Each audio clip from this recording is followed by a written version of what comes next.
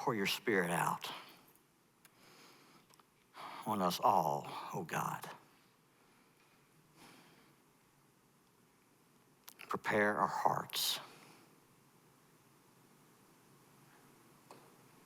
and allow your servant to stand beneath the shadow of the cross, so that the words of my mouth and meditations of all of our hearts are acceptable to you, O Lord, our rock and our Redeemer. Amen. Up on a mountain,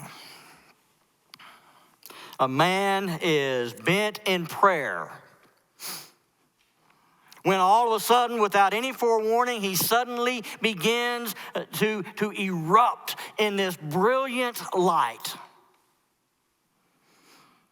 And as divine glory begins to ooze from every pore of his body, 3 previously sleepy but now startled and awake disciples cower as they watch their master, their teacher, begin to glow. And 2 figures appear out of time and space. And in solemn tones, they begin to speak of Exodus. They begin to speak of accomplishments. They begin to speak of Jerusalem. And the disciples aren't comprehending any of this. And they begin to babble some nonsense in response. This is so good. Let's build 3 shrines. Let's build 3 tents. And let's stay here forever.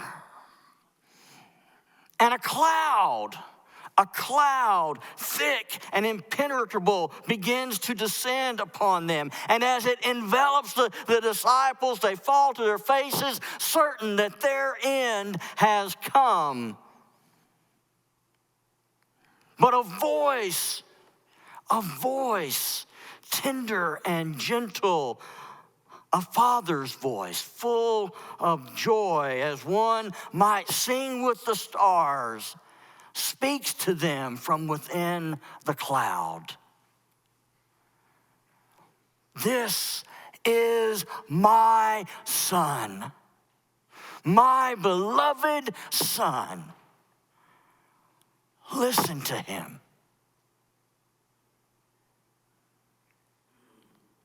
Meanwhile, down in the valley below, a boy is flailing in the dust. He drools. He can't hear. His eyes are wide open, but he perceives nothing but darkness. And around him, a crowd gathers, and they are eager for the spectacle. And religious people, scribes, gather, and they jeer, while frightened and confused disciples wring their hands in shame. Frauds, someone shouts into the night. Fakers, someone else cries. And the scribes ask, where is your master? And they're asking this for the umpteenth time. And the disciples mumble, we don't know, as they gesture vaguely towards the mountain.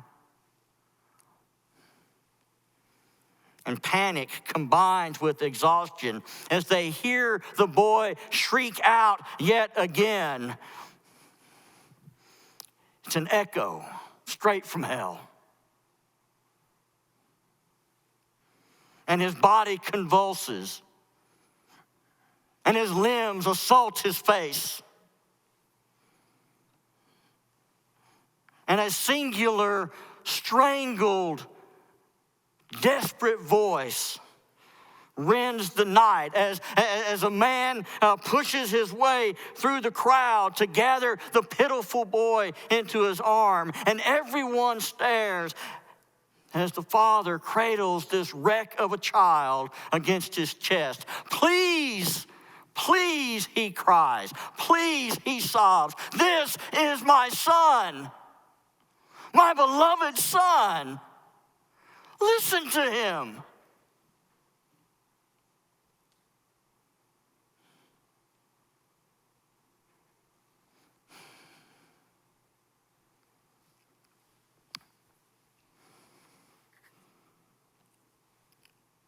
Today is Transfiguration Sunday.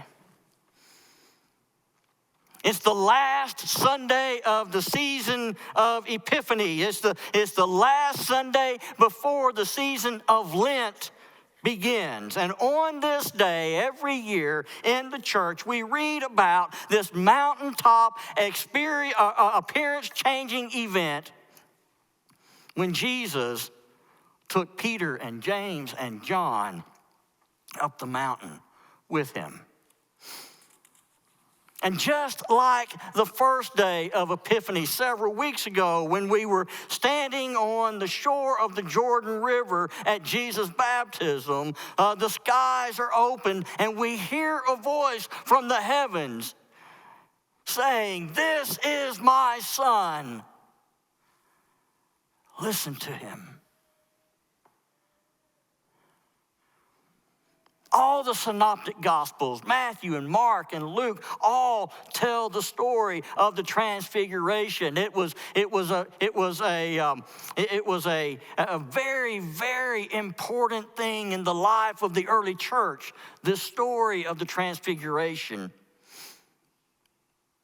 And all three of those gospels end their accounts with this story of the demon-possessed boy.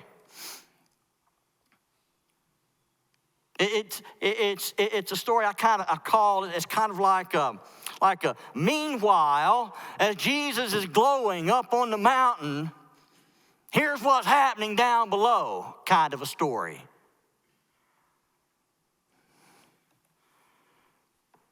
And these two stories are meant to be told or read together. They're not meant to be separated. Yet we often don't tell them together. We often don't read them together.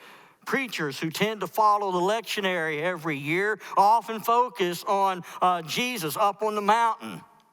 And if we ever hear the story about this pitiful child, it's often not on Transfiguration Sunday. It's often not together with the Transfiguration story.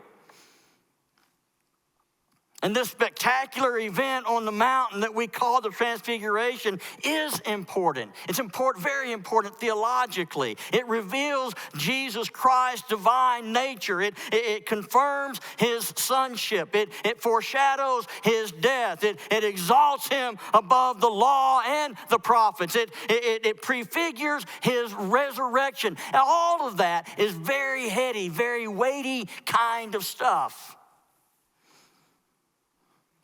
But rarely have I ever heard the sick boy's story parallel with the mountaintop story.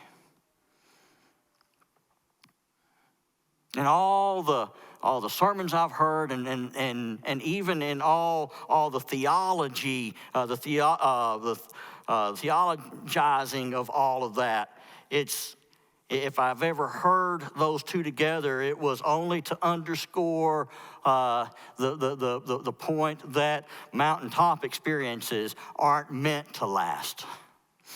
Right? That's the only way I've heard that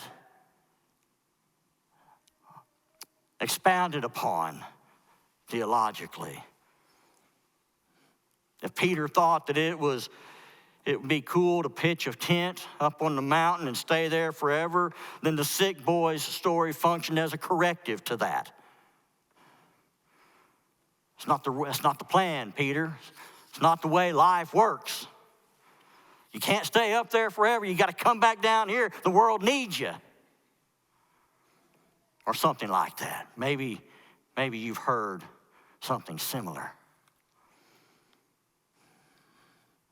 Like I love theology. I love doing these theological kinds of reflections and thinking and wrestling the mind stuff.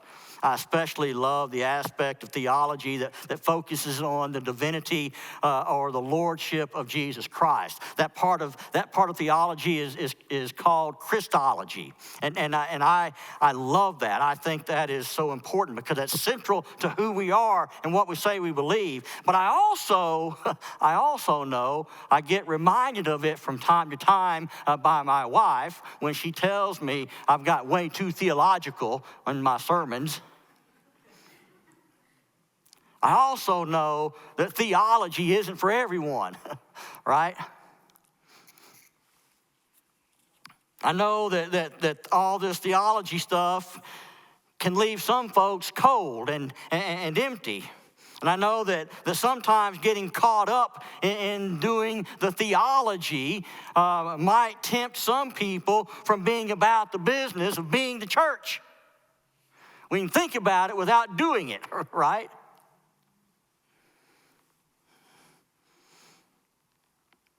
Now, while some people might find it interesting or maybe even a little bit disturbing that Jesus begins to glow all of a sudden, I mean, I don't know if that's interesting or disturbing or maybe both, right? But I think that most people have questions that go far beyond the whys or the hows that Jesus began to glow like a light bulb. I think a lot of people have more practical, pragmatic kinds of questions that they are wrestling with, like questions like, how does glory on the mountain speak to my agony that I'm facing down in the valley? Questions like, can a mountaintop moment and a valley of death experience even share the same landscape? Can they even be talked about in the same breath? Questions like, can a love song on a pinnacle reach a scream from out of the depths?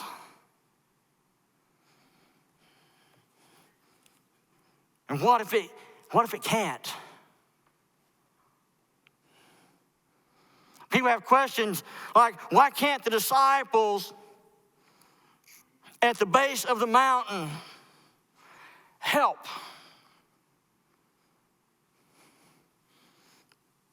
Is it because they really don't have faith?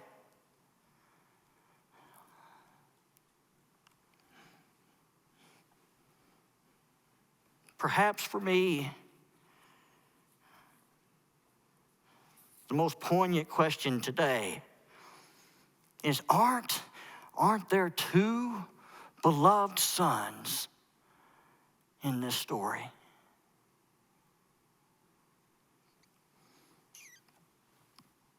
Like I have no idea how the crowd at the base of the mountain experienced the transformation. Nobody does. We'll never know if the people down at the base of the mountain saw the glow going on up at the top. We'll never know if they saw the ominous cloud that descended upon Peter and James and John. We'll never know if they heard God's voice speaking from that cloud. There's a lot of things we'll never know. We just will never know. What we do know is this. What we do know is that Jesus invited only 3 of the disciples to go up the mountain with him. The other 9 spent the night in anxious futility down below, trying in vain to do their master's good work, only to appear unsuccessful, even as the stakes grew higher and higher. What we do know is that scene down at the bottom soon became tense and ugly, a breeding ground, if you will, for anger and shame and despair and doubt. What we do know is that an anguished father and a broken son suffered greatly for hours, even as the heavens broke open above their heads. What we do know is that there were many people that night who experienced only the ache of absence, while a selected few reached a pinnacle and basked in glory. That's what we know.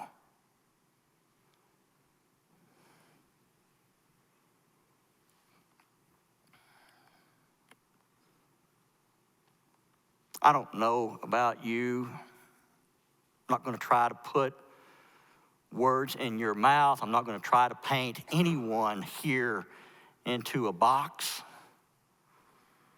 But I do know that a lot of people tend to interpret Scripture and tend to read the Bible and interpret the stories of the Bible as if they only apply to them personally, right? As individuals. My mountaintop experience. My dark valley moment. My relationship with God.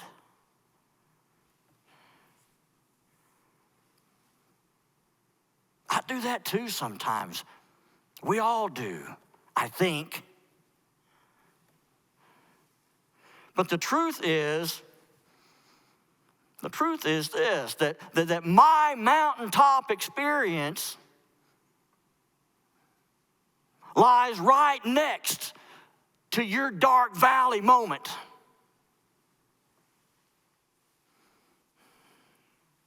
The truth is that your pain does not cancel out my joy or vice versa.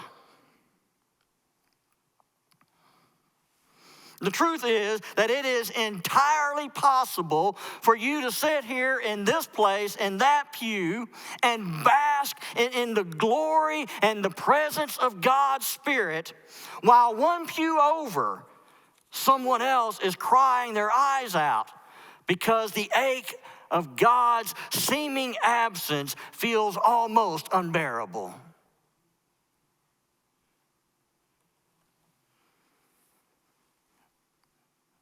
And the same thing applies if we widen our lens, if we look at a broader perspective. Do we not at the same time both experience valleys peculiar to our 21st century modern day life, like situations like isolation and anxiety and desperation and even frenzy? As life just seems to spin out of control, while many who have far less in the way of material comfort seem to enjoy mountaintops of more nourishing cultural traditions and communities.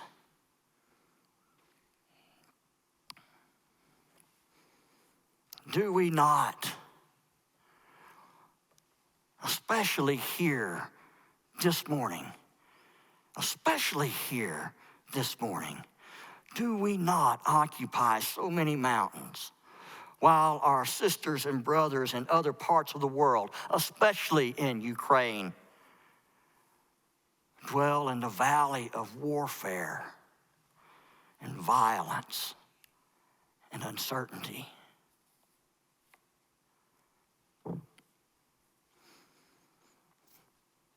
Some people will say this is unfair, but to say that it's unfair is entirely beside the point. It is the world in which we live. It is the world in which we live. And so here's the great challenge to the Christian life, the great challenge to the church, to Christ's body in the world. Our challenge is, can we speak glory to agony? And can we speak agony to glory? Can we hold the mountain and the valley in faithful tension with each other, denying neither, embracing both? Can we do that? Can we do this hard work out of pure love for God and for each other, so that no one among us, no one in our midst or around the world, not the joyous one, not the anguished one, not the secure one, not the frightened one, not the beloved one, nor the broken one, that no one is alone? Can we do that as people of faith? That's a challenge facing the church.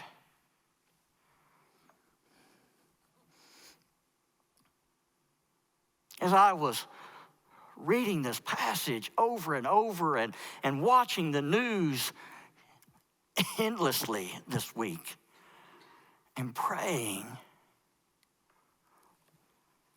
I couldn't help but think of a different mountain and a different night.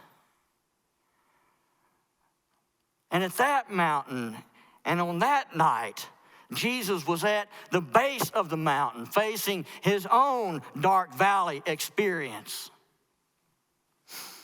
And in that moment, he felt completely alone, so completely alone. And he prayed, if it's possible, take this from me.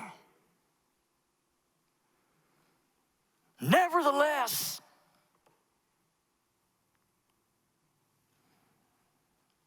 and as he prayed, God heard. And the truth is that even in that moment when he felt so completely alone, Jesus was never alone.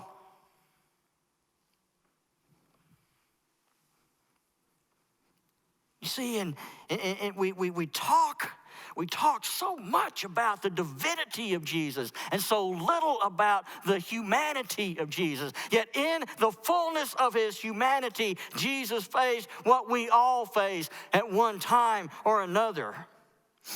Everyone here has prayed that we and the people that we love can somehow avoid tragedy. Everyone has prayed that. Every mother's heart in Ukraine this morning is praying this very moment that her father or her husband or her son might be spared. Soldiers are going into battle praying that they might not be maimed or killed.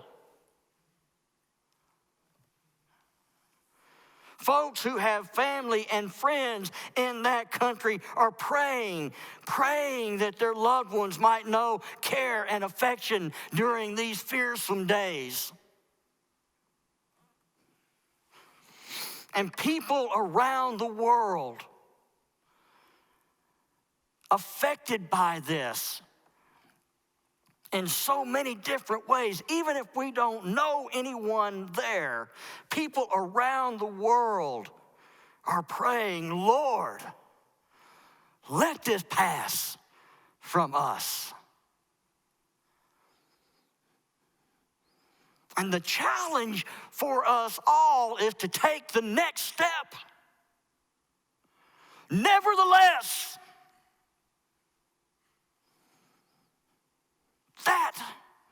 folks, that is the test of faith.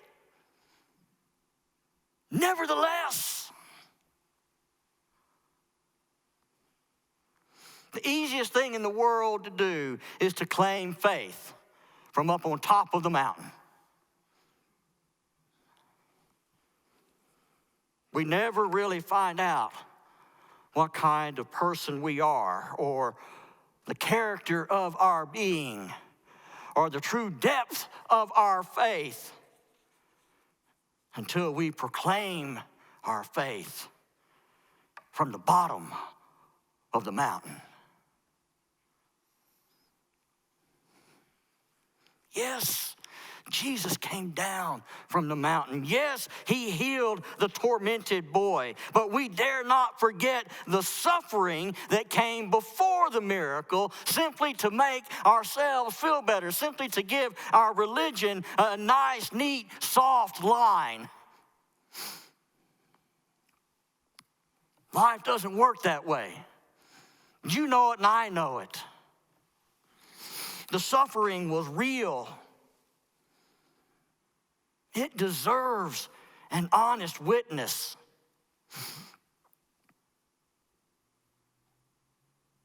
But there's also a promise.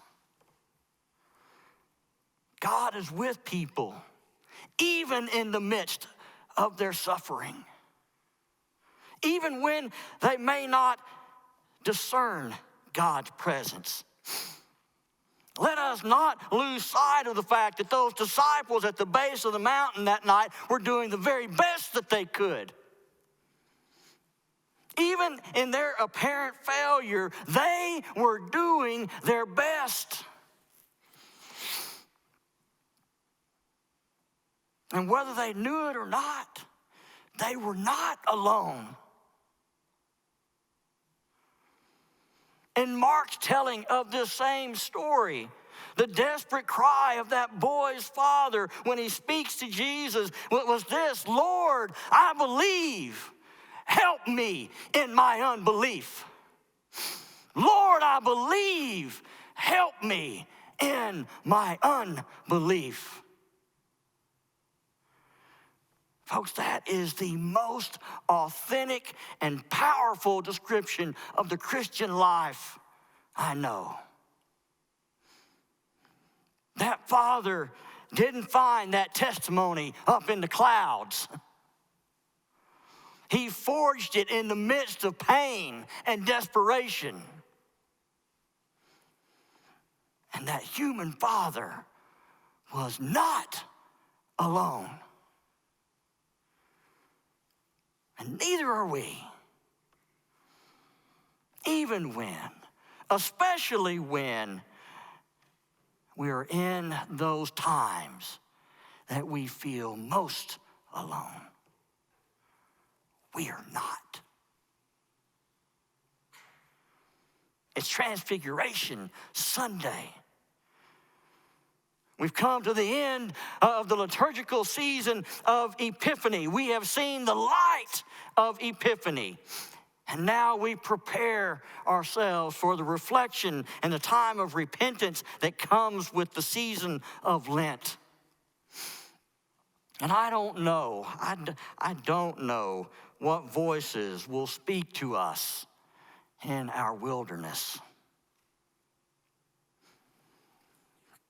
Maybe you'll hear glory. Maybe you'll hear agony.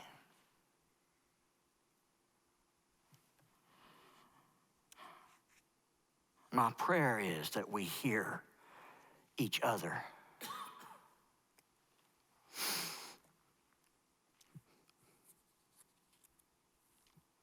Whatever you hear, don't flinch. Don't flee. Don't run away from it. Because both voices need to speak. Both voices have much to teach us. Both voices are deeply, deeply loved by the Father. So don't privilege one above the other.